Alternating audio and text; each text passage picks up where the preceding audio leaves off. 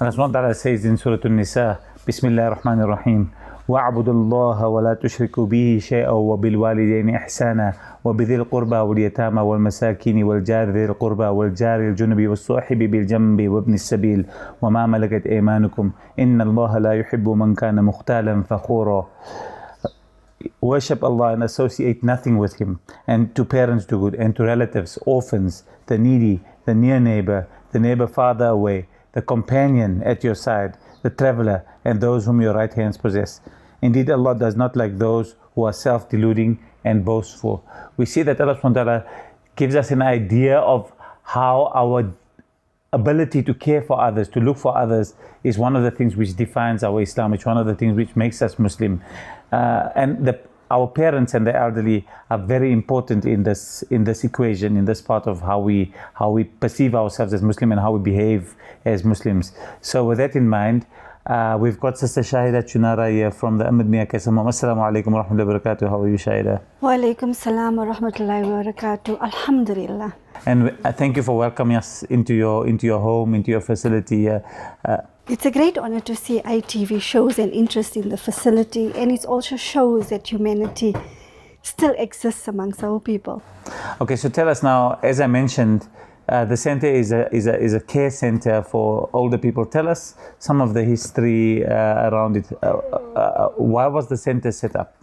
The Ahmed Mia Kasam Care Center for the Aged is a joint project with Jamiatul Ulama, Islamic Helpline and Islamic Medical Association. Due to the success of our female care center, Khadijat Kubra, based in Extension 9, there was a demand for male centers. And Jamia took it upon themselves to make sure that our aged are taken care of. The establishment was Marhoom's home, and it was his lifetime wish to convert it into a frail care. And on his demand, he had no kids. So he obviously wanted it to serve a purpose for the frail, the aged who are vulnerable, neglected, and obviously with many reasons the families cannot see to the aged. And the Kasam family unanimously decided to convert this with the help of the three associations as mentioned. With the grace of Allah, it was converted. Converted, and the center will be in the spirit of care, respect, recognition for our elderly. The center is based in Indonesia. The official opening was 1st of July 2018. Have you been overwhelmed with applications? There are lots of people who apply? There are certain criteria have to be followed, as our two sisters will mention as well. And there is a big difference between a nursing home and a frail care. Frail care is for individuals who cannot assist themselves with the day-to-day normal things like, eating, walking. But these are otherwise relatively healthy people. They're not sick. They don't need to be in hospital. They don't need to be in hospital. They just need that assistance with eating, with personal hygiene, with walking, exercise. Because if you're going to be at home and if they're going to be left alone, they can injure themselves, which we don't want.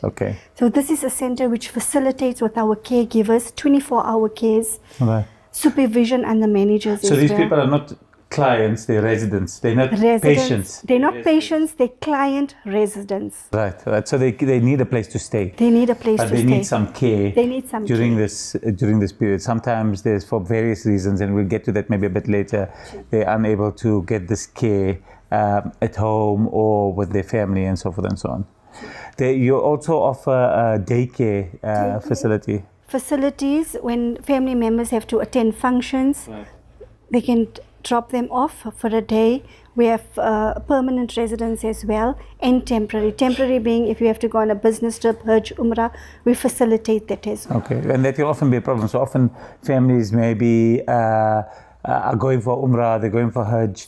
The elderly person can't manage with that trip, won't be able to cope, but they can't be left alone at home because there aren't people to look after them and they may not be able to cope on their own, feed themselves, look after themselves. So, I mean, one of the things that we find with the elderly, you know, they talk about this regression that as you get older and older, it almost becomes like being a child again. Some of the needs that you have are similar to that. And also what I find is a lot of them, when they lose a loved one in the family, children or the spouse, they just give up on life. They just go into their own world. We try to bring them out of that.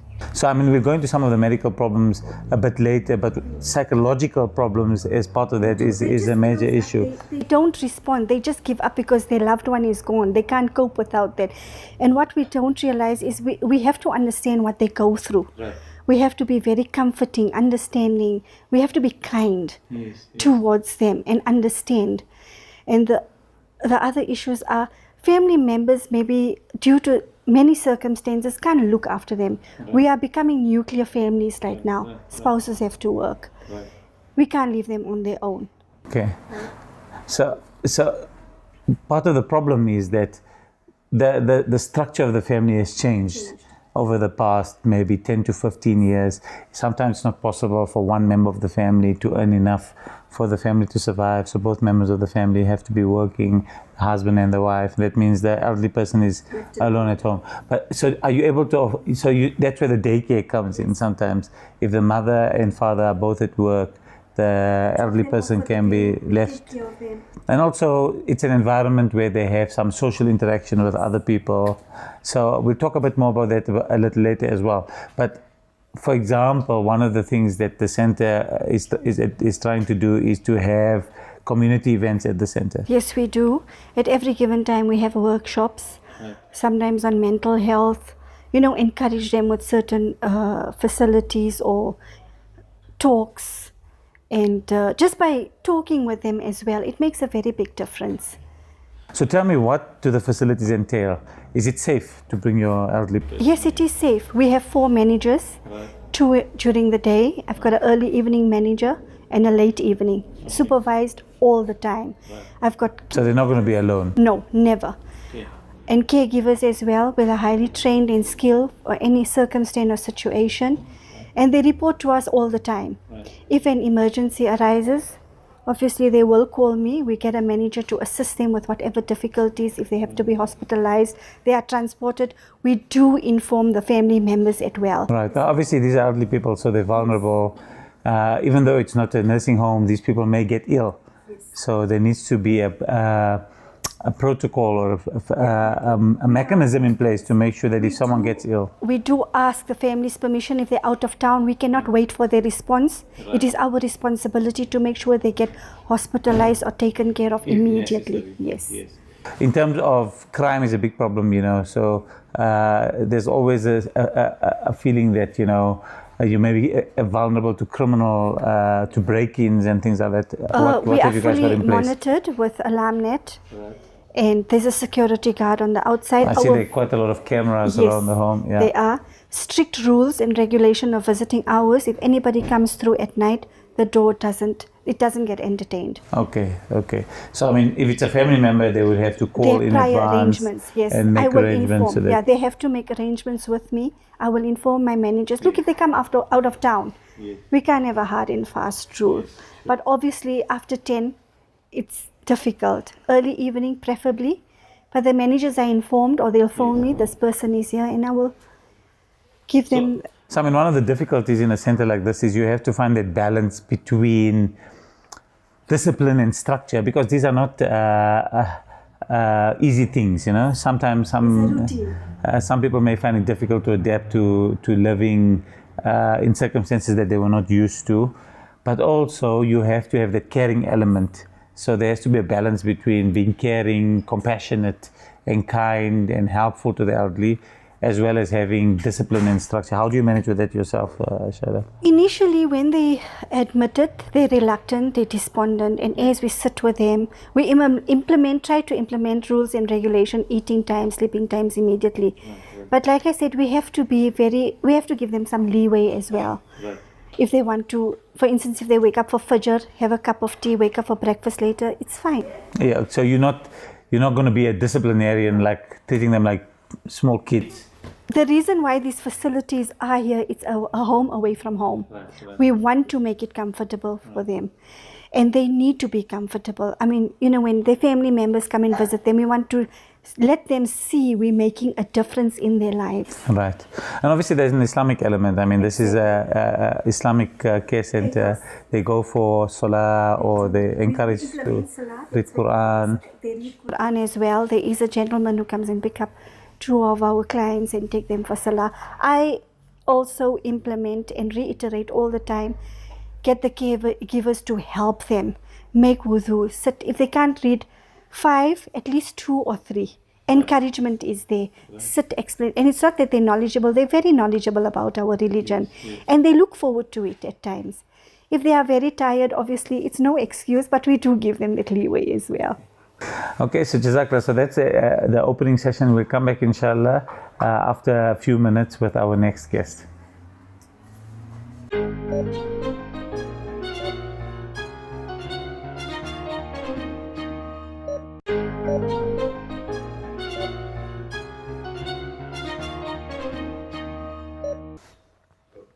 Assalamu alaikum wa rahmatullahi wa barakatuh. Welcome back to Health Matters. We've been talking care of the elderly and frail care and focusing on the Ahmed Mia Qasim home in Lenasia. Our next guest is Sumaya Wadi Muhammad. Sumaya is an attorney. She is a board member of the Islamic Helpline. She's a board member of the Khadija Al Kubra Center and this center, and she also happens to be my cousin, which I think is the most distinguished qualification. So Sumaya, welcome. Assalamu alaikum, Jazakallah for having me on. So Sumaya, I mean, I was talking with Shaheda earlier about how the center runs and some of the logistic aspects, but tell me philosophically, there's always this question that Muslims, the kids should be looking after their parents. Why do we need a center like this? It actually gives the kids an easy way out. Why should we set up a center like this? The kids must look after their parents. Look, I think that the center and the need for frail care facilities it was born out of a need. There's definitely a need, and we take the sort of viewpoint that where we can mediate and the Jamiyat and the organizations can find solutions and problem solve for the individuals in question, for that particular family, we do so. So we don't advocate, or we're not sort of encouraging it. The fact is that there is a need. Families are fragmented. We have single income households with both parties having to work. There's also logistics that people live in flats and townhouses. It's just simply impractical to care for their loved ones. Also, we are mandated, in terms of our Islamic principles and our faith. The Quran is quite clear as to our responsibilities regarding our elderly, but our communities are also fragmented. And the resources that our communities have there is currently a huge care gap in South Africa. Even though we have the framework legislation, the older persons. So in South Africa we have the Older Persons Act, which governs and sort of mandates our treatment of respect and dignity in terms of all aspects of the older persons. Okay. However, as in developing countries, as the birth life expectancy increases and decline, the median life expectancy, the living age is quite high, and we have an impractical system or a dysfunctional system in terms of, and there's a huge gap regarding frail care facilities and the ability for people to simply afford caregiving and assisted living. I think particularly in vulnerable communities where both members of the family, the husband and wife, and sometimes the kids all have to be working, all have to be in school, and sometimes the elderly person is left alone at home. In fact, often that elderly person is a caregiver for the kids until they can't manage anymore. 100%. And the overall health and welfare, the Act stresses that it's not merely about your physical health. Right. It's also about the emotional health, the right of that older person to still make decisions and live with dignity, etc. And this is what we are trying to do. The center is a place, a home away from home, for these families who are in desperate need for it. Right. So you try to make it a place which is not like an institution. No, it's not like a jail or they're sending me off to, to die in some terrible place. The idea is that, the patient has control over the decision to be here, and they're well aware of their rights, etc. We want to give them physical exercise, the companionship, the emotional and psychological stimulation they require and they deserve at this age. And families take their loved ones away. In Khadija Kubra, for instance, we are operational from 2016. We've had ladies who needed some sort of medium stay visit after a post-operative care was completed. A bit of care, which the family couldn't provide. They were not skilled for a short period. So we call those medium stay visits. And then we've had, for instance, ladies who were never married. So the Kala was being looked after her sister, who subsequently passed on, and there was now the grandchildren or the aunties, all the nieces and nephews. It was impractical for that individual. No in single one wants to take responsibility.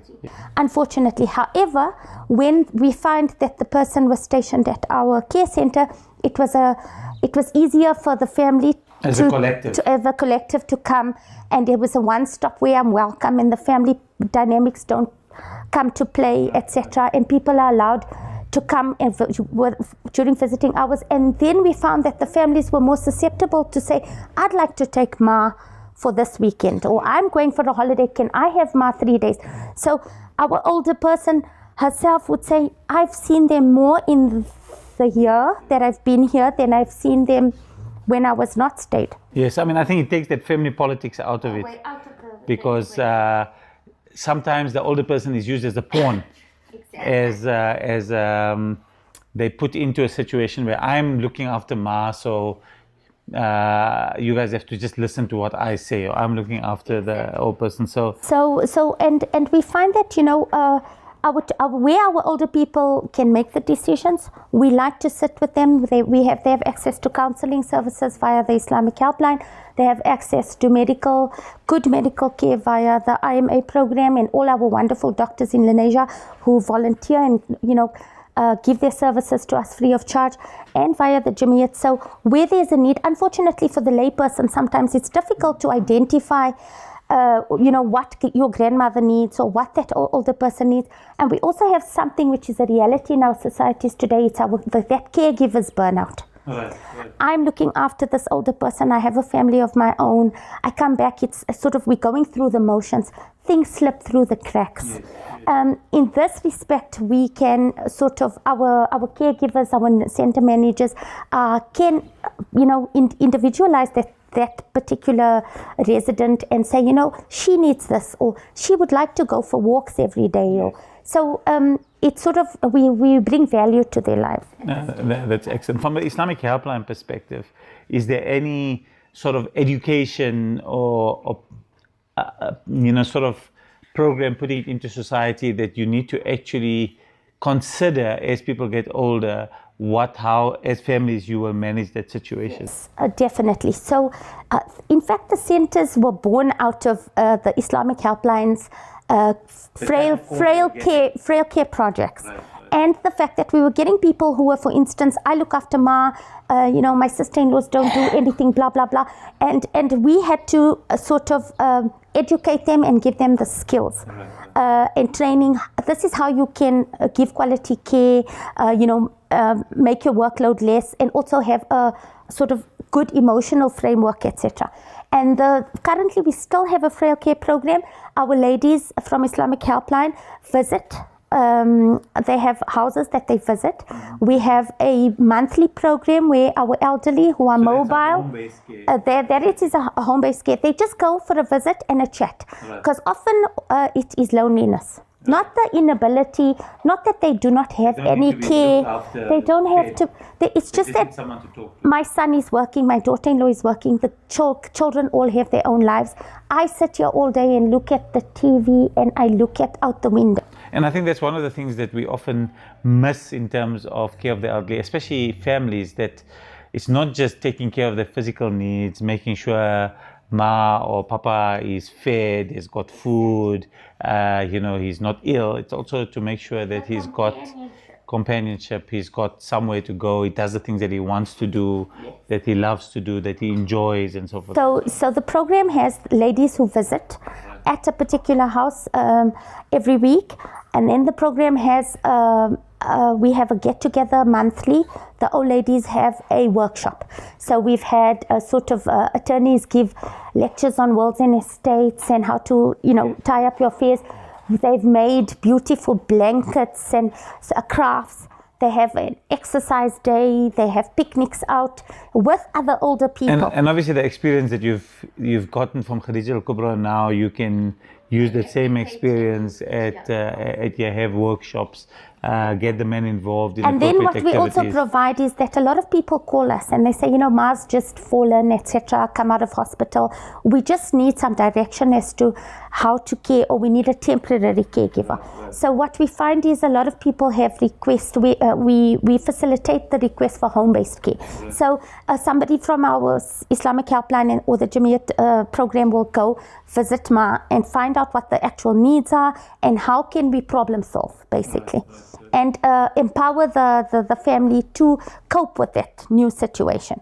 So where there is a need for sort of counseling, we find a lot of the older people were very reluctant when they were younger, and they have a lot of baggage from their past histories, etc. And we find that at this age, when we say, okay, the whole family is going to do a counseling session, and they're more amenable to do it, and where it helps and provides value to that family. So we intervene in many ways. And then also we provide workshops for, you sitting at home and, yes, my granny is going to be old in a few years, and what do I need to prepare for? Yes. How do I? Because obviously, as we mentioned, there'll be financial needs as well.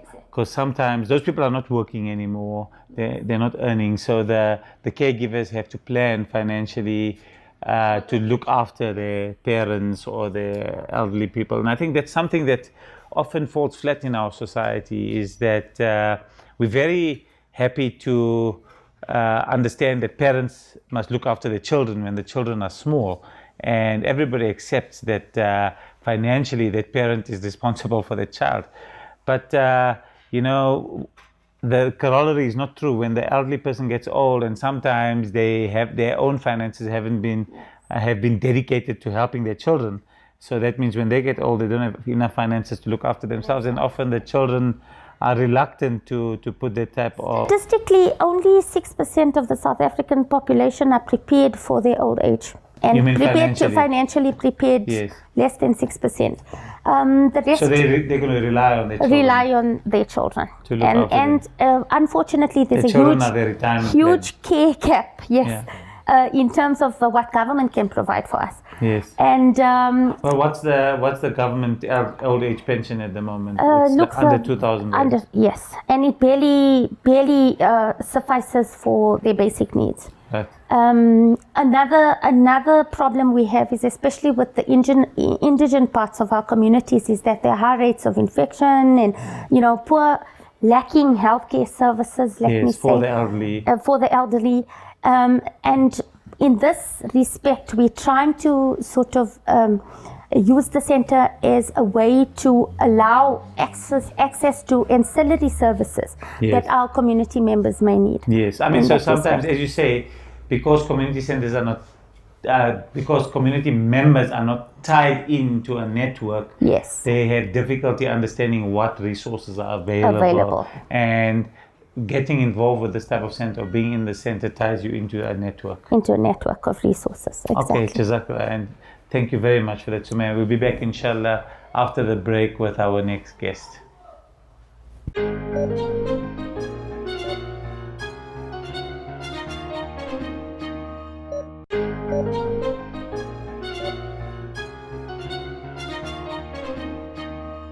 Assalamu alaikum wa rahmatullahi wa barakatuh, and welcome back to Health Matters. We're shooting from the Ahmed Mia Kassim Center in Lenasia, talking about care of the elderly and some of the issues around looking after older people who may not have the facilities or the ability to be cared for by their families or by themselves. Our next guest is Nazreen Mohammed. Assalamu alaikum wa rahmatullahi wa barakatuh. Wa alaikum salam wa rahmatullahi wa barakatuh. Nazreen is an attorney, and she's one of the board members of the center, and he's going to talk to us in a bit of detail about what the logistics are about actually managing the center as a whole, rather than the inside runnings I'm talking about as a facility. Okay. So what happened is, when we were approached the Jamiat actually was approached to take over the facility from the Mia family as a wish for the family member who was deceased. The Jamia then consulted the board members of the Khadija Al-Kubra and said, would you people be willing to assist the family together with the IMA to be able to take over the center and to assist them to conduct and run it, based on the fact that we were already involved in the Khadija Al-Kubra. At that stage, we were all a bit apprehensive because our hands were quite full with the Khadija Al-Kubra. But nonetheless, it was a good cause. And we said, even if it taxes us a little bit more, at least we can give back to the community, and we can realize a frail care center for males, which may also be a demand in the community. So then the Jamiat, under the auspices of Maulana Wadi, he is the Amir of the Khadija Al-Kubra, then constituted a board together with some members of the Khadija Al-Kubra and then members of the family of the Mia family. Right. And it was important to have the members of the Mia family on the board because we wanted to understand what did they want to realize with the center and what was their input and how would they contribute to the concept of the center. Right. So then the board was set up, and the board was then made up of subcommittees, and the Mia family then served on both the board and the subcommittees. Right. With the Maulana Wadi as the Amir of the board. Right. So part of the subcommittees of the board is the financial, which is extremely important because without financial resource, nothing is going to operate. Absolutely. The second important one was the human resources, because then we had to start employing people, interviewing people, and you had to make sure that you get the right type of personality as a caregiver. And obviously there's a significant cost because initially there's no funds coming in, there's no residents staying in the house, but you have to be fully geared up. You can't accept the first person without everything being in place. Correct, yeah. And so what happened, okay, let me just start at the board. At the board, these subcommittees were decided upon, and it was decided, now how are we going to fund this? Right. And, the Mia Qasim was extremely generous. So Rashid Qasim, together with Zarina Patala and a few of the family members, had dedicated quite a bit of financial resources and the house and the refurbishment of the house to suit the needs of a male frail cancer. They've done a fantastic, amazing job. Yeah, and this was all their financial resources. Nothing came from the Jamiat. Right. So Jamiat then stepped in to say they will then start assisting as far as they could where there is lacking of funding going into the future. So the foundation was laid by the Mia family. Then it was, we worked out how much, the financial committee worked out how much would it cost to run a center like this with salaries, maintenance, meals, if I can call it entertainment, because you cannot just bring people to a center like this. Look at the wall, Correct, you got, they've been stimulated. Some of them are doctors, some of them are attorneys, some of them are accountants that end up here. You've led a very fruitful life with self-esteem, with purpose, and now suddenly... And that shouldn't stop. That should be maintained. Yes, and you shouldn't be put in a center where you are now demeaned simply because you are here. You must be, that status of you that you held in life must continue. Really? This should be a home. Irrespective of your condition, right? And that respect where you had decision-making power should continue. So that was the whole idea. And the Mia family had brought that is what they wanted. You don't want to remove the agency of these people. You don't want to remove their ability to be responsible for themselves. And the they need a place to stay, basically, and they need some help and some care. Yeah, exactly. So then the financials were worked out. The Mia family said, well, this is how they would assist financially, and they continue to do so, right? Then human resources came into being, and we have an application committee, we have a marketing committee as well. So is there space at the moment at the center? Yes, at the moment we have, you must remember, anything that starts off new takes time to evolve. Right. So, but alhamdulillah, the center is starting to really take off with like a bomb, because we've already got 4 clients here, if I can call them clients, okay? One of the clients is a doctor, so you can imagine being a man who gave care to somebody is now have to put in his position where I have to receive care. So you have to manage it psychologically very well. So yes, we have 4 people here at the present. Then we have an application committee. So people will come to the center, they will say, look, we've heard about you through media, through advertisement or whatever, or through word of mouth. Most of it gets around by word of mouth. We would like to apply. We would then give them an application form. The application form is quite voluminous, but it's voluminous for a particular reason. We need to extract every kind of information we can about the person that's going to be attending the center to best be able to give care to that person. Yes. I mean, so obviously that information, some of it is related to the health and the personality of that person. Correct. Yeah. Some of it is financial, obviously. Yes. And that's because some of the residents pay and some are subsidized. Correct. Right. So- So where we so we have a fee for people who can afford it, their families can afford it, or alternatively, their estates can afford it, where they have accumulated wealth and the family can now tap into that wealth and pay for Their retirement savings. correct, Also. yeah. So we would say that a person would pay 6,500 rand for a month, but imagine it includes your board and lodge, it includes your entertainment, it includes your stimulation, Yes. it includes And your care. that rate is still subsidized to some degree. Correct. It has to. Yeah. That rate will never be sufficient for the center's purposes. Yes. If you can't afford it and you are zakatable, then what the Jamiat has done is they said that they will use their zakat money towards the paying of that 6,500 rand. Right. Okay. Then we have a day fee of 250 rand. Also, if you cannot afford it, the family is below the breadline, or they fulfill a means test, Right. then the Jamiat will subsidize at 250 rand as well. Is the place only for Muslims? No. The place is for everybody, all religious groups, all racial groups.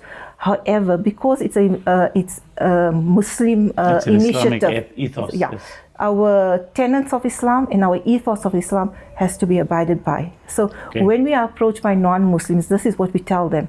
We tell them that we have certain principles we have to abide by. They are aligned to Islam, and if you are happy with that, by all means, we welcome. In fact, at the Khadija Al-Kubra, we have 2 or 3, four non-Muslim ladies there. Right. I must tell you, they are exceptionally happy there because when you interact with them, we sometimes will greet them in their greetings of their religious group, and they will reply as "Wa alaikum salam." Yes. And sometimes the ladies will say, "So why are you telling everybody Assalamu alaikum and I'm namaste, or I'm hello, or I'm hi, Yes, or yes. something?" So now I've gotten into the habit of, and the reason I did it is not to is to make them feel welcome and to make them feel like Yes. we acknowledge who you are. I think, many people obviously may never have been exposed to this level of Islam Correct. in their lives, Yeah, yeah. And sometimes it may be Allah subhanahu wa ta'ala's mercy bringing Yeah. them Yeah. towards Islam, Yeah, even at this yeah, late stage yeah, of their life. Yeah, and even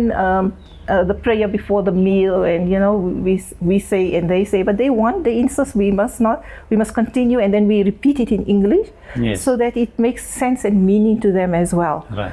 So, so the human resources then interviews the people.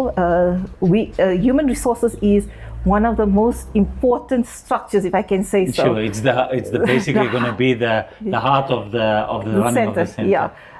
And But obviously it comes at a cost. it does come at a cost. And management of the human resources of the staff, and that also it takes up a lot of your time. Right. Because you must know, this is not an easy job. To look after somebody who needs your care 24 hours a day. And you have to have is- the right people. Correct, yeah. You have to. It becomes frustrating for the caregiver as well. It's tiresome.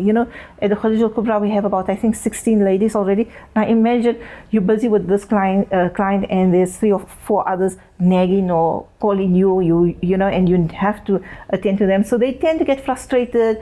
They have down moments, or that is where the human resources subcommittee comes in. We have monthly meetings. The helpline comes in to debrief the caregivers, so that they have a release and a relief of their strenuous type of work. It's not my type of job where I go to the office, I do my job, I go home, I relax. This is physical, emotional, and mentally You're dealing with people. draining. Yeah. Now, you mentioned the zakat. Do you raise any other funds besides zakat? Yes, we appeal to the public. If they wish to, they can make donations generously to the center. Yes. We also get volunteers that come in from time to time that want to do things. For example, you will get occupational therapists, you know, who will come in and stimulate the elderly through crafts, arts, all of those things. We take our, when it's nice summer out like this, take the clients outside for fresh air, exercise. You know, I would really encourage youth groups and student groups who may want to be involved to contact the Jamiat and contact both the Ahmed Mia Qasim Center and the Khadija Al Kubra Center and see how young people can come in and assist elderly people. I think that's one of the links that we miss in our community, and sometimes that will lead to a change in the idea or the attitude of what care for the elderly means amongst young people as they're growing up. You know? And you know, it will instill in them a sense of compassion. Yes. You know, our youth is growing up with a lot of technological things, which is disassociated. Out of the phone and the iPad. It disassociates them from human feeling and emotion and compassion. And so when you see somebody struggling, you know, I'm young, I'm healthy. What can I do for that person? Sure. You know, make them unselfish. They're not bad children. They're good children. No, I mean, it's just the dynamics they only exposed to. So expose them to a human element. Yes. But the elderly human element. I think sometimes, especially the elderly human element, what some of our youth lack is the understanding that these elderly people were once exactly like they are now. And this is where we are all headed. We're headed in a situation. Allah subhanahu wa ta'ala has made our lives as such that we go through a period where we are in peak health, we are fit, we are strong, and then once more we need people after that. You know, it's a natural progression of life. And then also, you know, it brings about respect, because once you got and discipline. Once you got respect and discipline in your life, and you learn that at a very young age, imagine what it's going to do for you going into the future. You know, it will prepare you to be leaders. It will prepare you not only gives you perspective. Yeah, perspective, and not leaders for financial gain, but leaders to serve communities, to serve society, and then eventually we'll get a better and a greater and a bigger South Africa. You know, a non-racial South Africa, a the things we experience in our country. I mean, so much of racism. And if our youth can come to terms with, you know what, when I see somebody struggling, it doesn't matter who they are. If I can help them, at least I'm bettering my, making a difference, and therefore somebody else will make a difference. And eventually 10,000 people make a difference, and eventually the whole country makes a difference, you know, inshallah. So we hope for that. So we'll come back after the break, inshallah, with our last session, inshallah.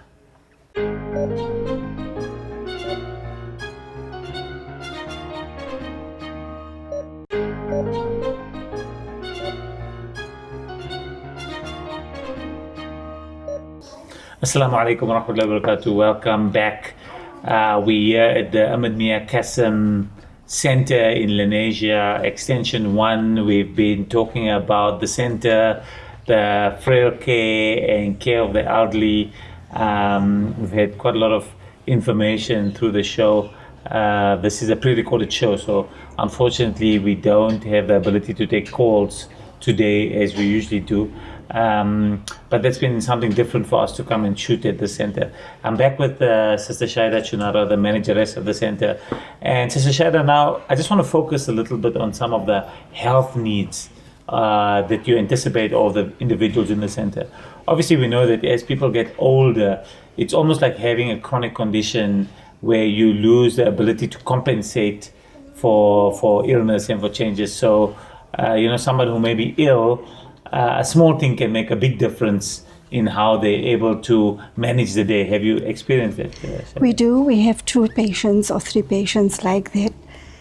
And some days they'll be fine, or in an hour, and they'll walk, they'll do everything. And in 5 minutes, everything will deteriorate, so to speak. Yes. And they take it very hard. It pushes them off balance. We need to calm them down, or they'll sit.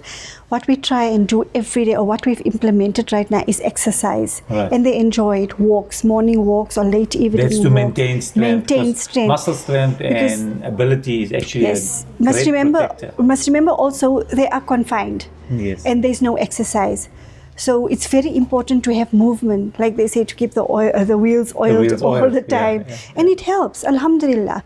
Like we have our doctor who has severe Parkinson's and he enjoys the exercise bicycle. Ghulam Hussein will be very upset if he doesn't go outside for a walk. You know, and Sharif, who is our patient as well, who had a very severe stroke, he's actually motivating himself to walk. He's wheelchair bound, and that's what we try to do every day for them, and they enjoy everything. Those sessions. I mean, do they get to spend some time out in the sun? They do. They walk around the yard, and they get taken outside as well. They go to masjid, so that's also something. And now that summer has set in, inshallah, we're planning outdoor trips so that they can feel good. And obviously some of them may be on chronic medication, which is a common thing in older people. Obviously, as you get older, they accumulate issues, sometimes high blood pressure, diabetes, as you mentioned, a stroke, Parkinson's, sometimes high cholesterol. So there's two aspects to that. The one is that you need to make sure that the medication is given on time. And we must, at every given instance, we must make sure we don't run out of the medication. So that's the second aspect. That is administered all the time. So the first aspect is actually getting the medicine. The second aspect is making sure that their checkups and follow-ups and everything. That's what the onus is on us. We have to follow up with them, inform the family members, make time, make a date. The hospital issue, there's an appointment, you know, they need to be taken. If medication, we need to work something like 15 days prior to medication getting depleted. So I follow up on that all the time. There's rosters. So I make a note. We'll contact the family members, make sure they bring it in on time. If they need to go out to the doctor, that's a facility we don't provide. We can, if need be, if they don't have anyone, we will take them to the doctor. I do call my other managers in and we assist them with that. And you have some doctors who are willing to assist. Definitely. So like I said, at every given, that's very important. The medication is of utmost importance. Besides that, obviously, the other things which are critical are hygiene. And diet. So let's just talk about hygiene. Hygiene also, sometimes they don't like it, but anyway, alhamdulillah, so far they've been very accommodating with, I wouldn't put them into the bathroom at 3 or 4 o'clock in the morning. Some of them just go in themselves at 6 o'clock. They want to get ready. They look forward to it. Because I suppose it's summertime as well. They'll get ready, they'll have a cup of tea if they want to go back to bed. But they know physical hygiene is of utmost importance. Well, obviously infection control is a problem because some people may be carrying infections, or if they have a runny tummy or something. So we've had that issues, and alhamdulillah, both the staff and the residents. The domestics are alhamdulillah, very well trained with sanitizing and they do a very good work. Alhamdulillah, they listen. They get shouted at now and again, but they accommodate.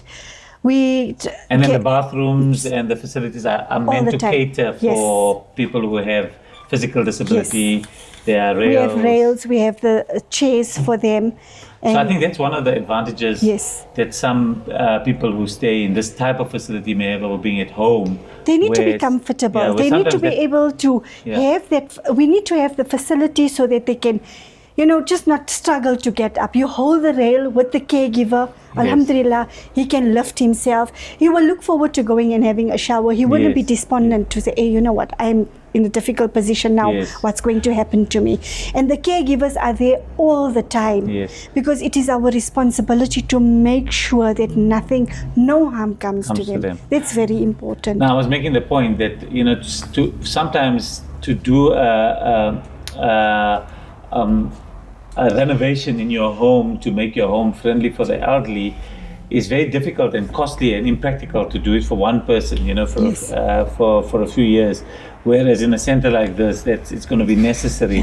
So obviously, the economics means that sometimes the person may be more comfortable in an area where the center is built for somebody who's older.